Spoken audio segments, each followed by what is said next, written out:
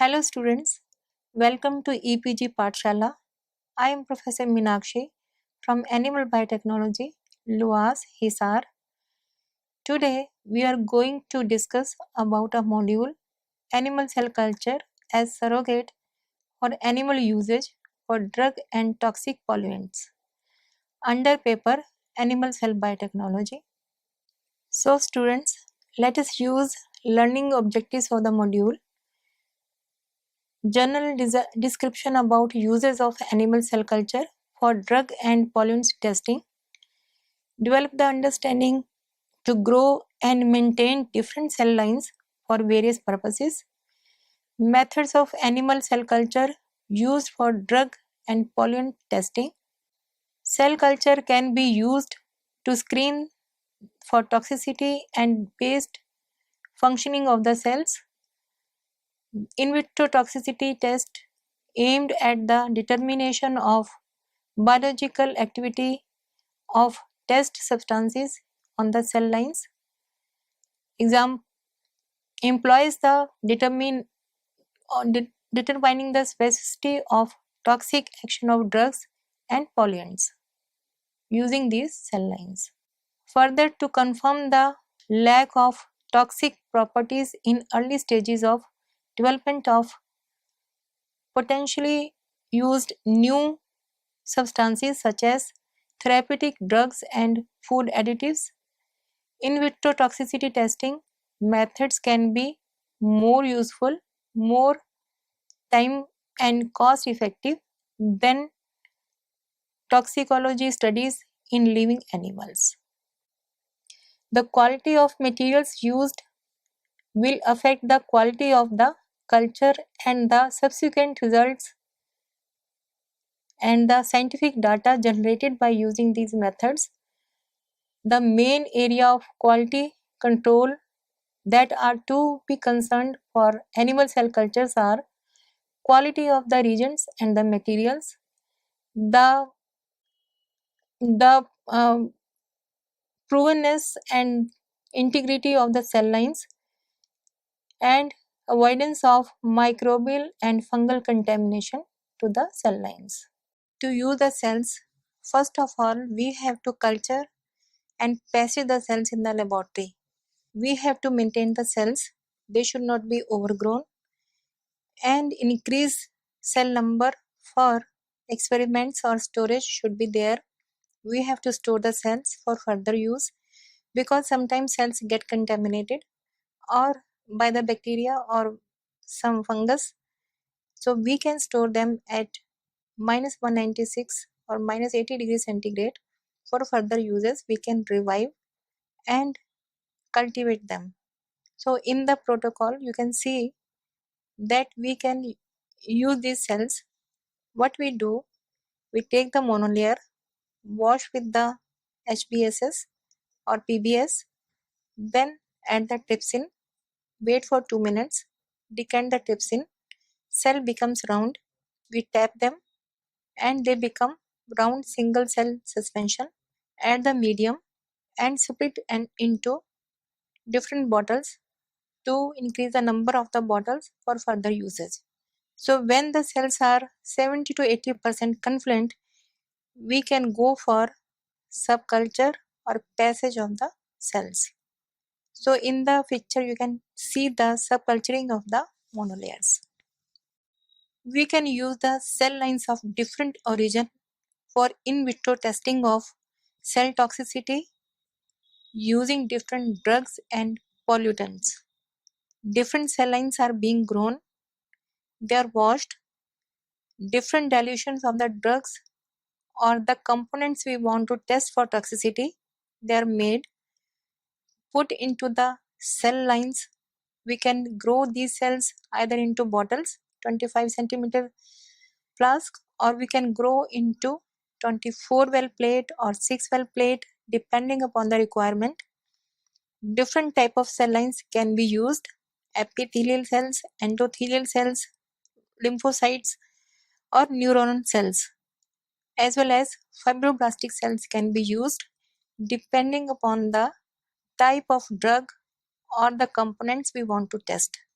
So we make different dilutions, put into duplicate or triplicate into the cells, incubate them, and then observe the cytopathic effect or changes in the cells, morphology of the cells, and observe them till the cell death is there.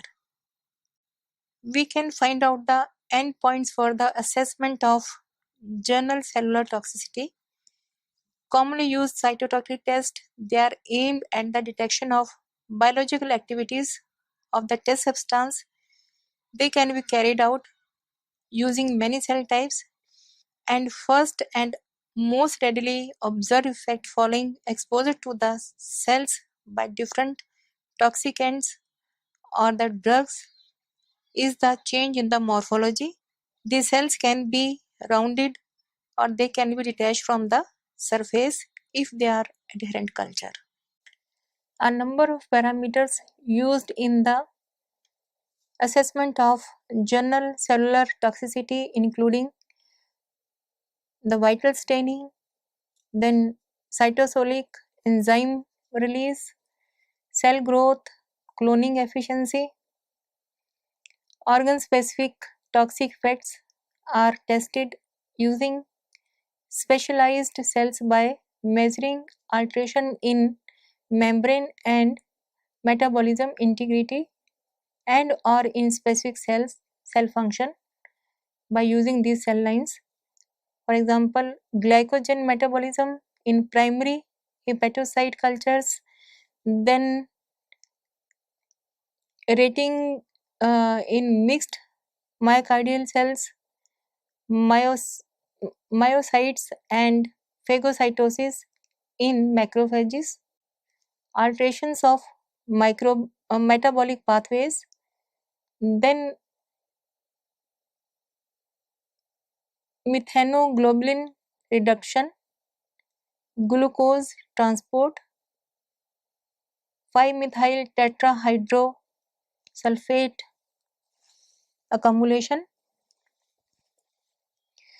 and hormone stimulated glucogenesis, then lipid peroxidation, fat accumulation and glucosamine, finally the galactose incorporations. We can study various cell surface activities like adhesiveness, con A agglutination, then antibody mediated rosette formations, complement dependent on treated cell membranes, or we can complement depositions on the treated cell membranes, then chromatic migration or antagonism with histidine 3 receptors and GABA mediated post synaptic inhibitions, spike frequency and membrane polarization. Several methods for drug and pollutant toxicology have been carried out. The extrapolation from in vitro to in vivo requires some careful consideration and is an active research area. Scientists are working on it. Due to regulatory constraints and ethical considerations, the quest for alternatives to animal testing has gained a new momentum these days. The in vitro tests are better than animal tests because they can be used to develop the safer products like drugs or the antibiotics or other components of a drug to be used for treatment of the diseases. When we use these cells for testing of any drug or the pollutant, normally effect on the cells in the form of cytotoxicity in the changes in their morphology is studied. Cytotoxicity is evaluated by qualitative or quantitative means. Qualitative cytotoxicity tests are there where we have 3 or in triplicate we test the cytotoxicity, and these 3 tests toxicity is verified after a period of exposure of 24 to 72 hours for the changes in the morphology of the cells.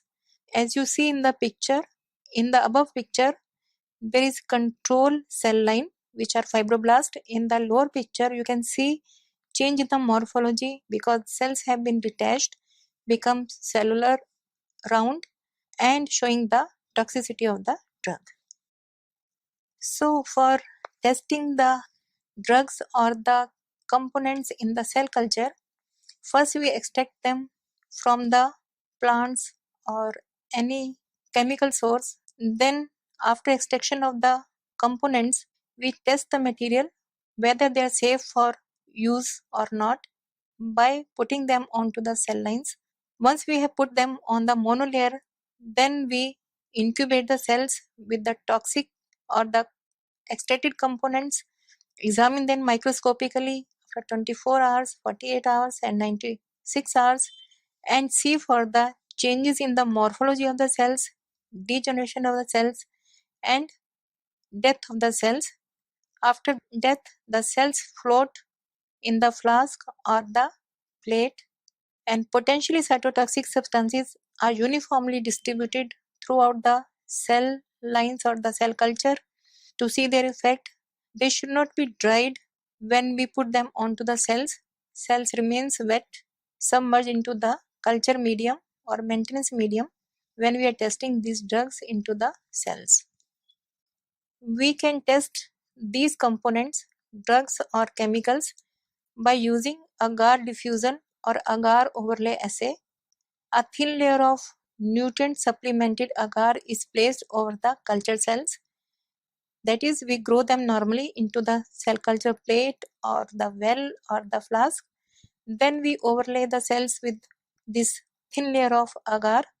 The test material or the extract of the test material dried on the filter paper is placed on the top of the agar layer, and the cells are incubated at 37 degrees centigrade for 24 hours. The cytotoxic substances, they leach out from the filter paper to the cells via the agar, and the zone of malformed, degenerative or lyse cells can be seen under microscope around the cells where we have put the material. And if there is any space is seen around the cells, it means the substance is toxic for the cell. So in the picture you can see the agar overlay method, and in positive control you can see a layer of transparent cells. The another important method is the direct contact method. In this method, a piece of test material is placed directly onto the cell growing on the culture medium without the agar layer. Then cell culture are grown to the standard monolayer. The cells are then incubated for 24 hours at 37 degrees centigrade. During incubation, leachable chemical in the test material can diffuse onto the cell culture medium and contact the cell layer, and subsequently the monolayer are examined microscopically for the presence of morphological changes, reduction in cell density or lysis of cells around the test material. We can have quantitative cytotoxic assays for evaluation of cell number and viability by measuring the metabolic activity or the membrane permeability of the cells. For example, MTT assay, neutral red assay, calcine assay, and LDH assays. In MTT assay, we use this assay to determine the cell viability, and we put a colorimetric method that measures the reduction of yellow MTT into insoluble purple formazan product of the mitochondrial succinate dehydrogenase. So color change in the cells can tell us that cells are viable or dead or substance is toxic or not. MTT assay is done, and it is in the form of kit, and MTT is water soluble, can penetrate through the cell membrane water insoluble formazan is trapped inside the cell, and dead cells do not have active mitochondrial reductase, and MTT is not reduced, and the purple formazan is not formed. So if there is no color, we can say that test is positive or negative. So after doing the test, we can have the readings in the ELISA plate by using ELISA reader at a wavelength of 5 cm-nanometers. The amount of the color produced is directly proportional to the number of viable cells. The MTT can be used to evaluate the cytotoxicity of the toxic compounds, toxins, and environmental pollutants, potential anti-cancer drugs, antibodies to examine growth inhibiting potentials, as well as we can see the toxicity of the gold or silver nanoparticles using these cells. In the you can see the change in the color. In the lower picture, some colored precipitates are there indicating the reaction into the cells. Another test is calcine assay. The acetomethoxy derivatives of calcine, that is calcine AM, is used in testing of cell viability, as it can be transported through the cellular membrane into the live cells. After transport into the cells, intercellular estasis remove the acetomethoxy group. The molecule gets trapped inside the cell and gives out strong green fluorescence, as you see in the picture. And dead cells, they lack the active estasis. Only live cells are labeled and counted by the flow cytometry. So number positive shows the less toxicity of the substance. Neutral red assay, which is very useful assay, indicative of the drug toxicity, depends mainly on lysosomal activity and membrane permeability. The neutral red assay is cell survival chemosensitive assay. The assay is based on the incorporation of neutral red into the lysosomes of the cells after being incubated with the test agents, means toxins or drugs. Neutral red is a weak cationic dye that readily penetrates cell membrane by non-ionic diffusion, accumulating intercellularly in lysosomes where it binds with the anionic sites on the lysosomal matrix. Therefore, after binding, it is possible to distinguish between viable, damaged, or dead cells. As viable cells take up the neutral red, damaged or dead cells they don't take. When a reduced cytotoxic effect was determined by neutral red, it shows the activity of lysosomal enzymes. Microscopically, we can see it. Multiplication or enlargement of the lysosomes can be observed. Another important test is the lactate hydrogenase leakage test, which is LDH. Lactate hydrogenase, which is soluble cytosolic enzyme present in most embryonic cells, releases into culture medium upon cell death due to damage of plasma membrane. The increase of the LDH activity in cell culture supernatant is proportionate to the number of live cells. The LDH activity, therefore, can be used as an indicator of cell membrane integrity and serve as a general means to assess cytotoxicity resulting from drugs or the environmental pollutants. Another very important test is the LDH assay. Measure the LDH activity present in the culture medium using a coupled two-step reaction. In the first step, LDH catalyzes the reduction of NAD2, NADH, and hydrogen ion by oxidation of lactate to pyruvate.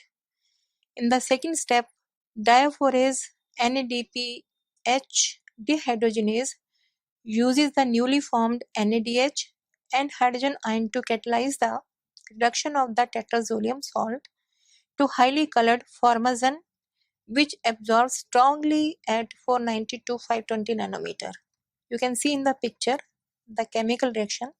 And finally, we can see the color development.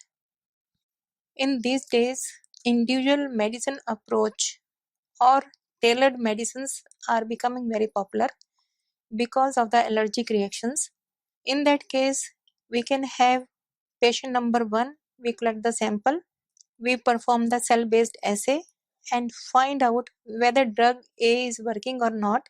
Then again we take the patient number 2, collect the samples, perform the cell-based assays and found that drug B is giving the best result. Similarly, in patient number 3, we again collect the cells, perform the assay and find that both drugs A and B are best. So based on these findings, we can design or tailor the medicine for individual persons to avoid the side effects of the drugs. These days, through 3D and 2D cell-based assays, they are very popular in testing the toxins and drugs. The pharmaceutical firms spending large amount of money on the compounds, efficacy and cytotoxicity test. There are 78% failure rate in the drugs, which may be devastating the developing companies. And to avoid that, drug testing is very important. Effective compounds in vitro may be non-effective in vivo or for many reasons, including differences between in vitro and in vivo target biology, interrelated biochemical mechanism or metabolism, poor penetration into the solid tissues, because we know that biofilms are formed inside the body which is not present when we test the drug in vitro. So this 2D and 3D cell-based assays give a perfect mimicking of in vivo environment to test the drugs. Nowadays, mostly cell-based assays or biosensor assays, they are developed in 2D culture system. Although we have normal cell culture system also, but we have obvious drawbacks of the normal cell culture, which can be cured by using 2D culture system. And in comparison to 2D, 3D culture system is more accurate as it is giving more realistic representation of real human tissue and environment, critical for many drugs or chemicals or their metabolites, gene expression, differentiation and cell to cell interactions. 3D cell culture system model, it can provide a platform for high throughput and systematic experimentation, reducing the use of animals and permitting a more straightforward understanding of cause and effect of drug safety and efficacy studies. So students, let us summarize the module. We have studied general description about uses of animal cell culture for drug and pollutant testing, developed the understanding to grow and maintain different cell lines for various purposes. We have studied methods of animal cell culture used for drug and pollutant testings.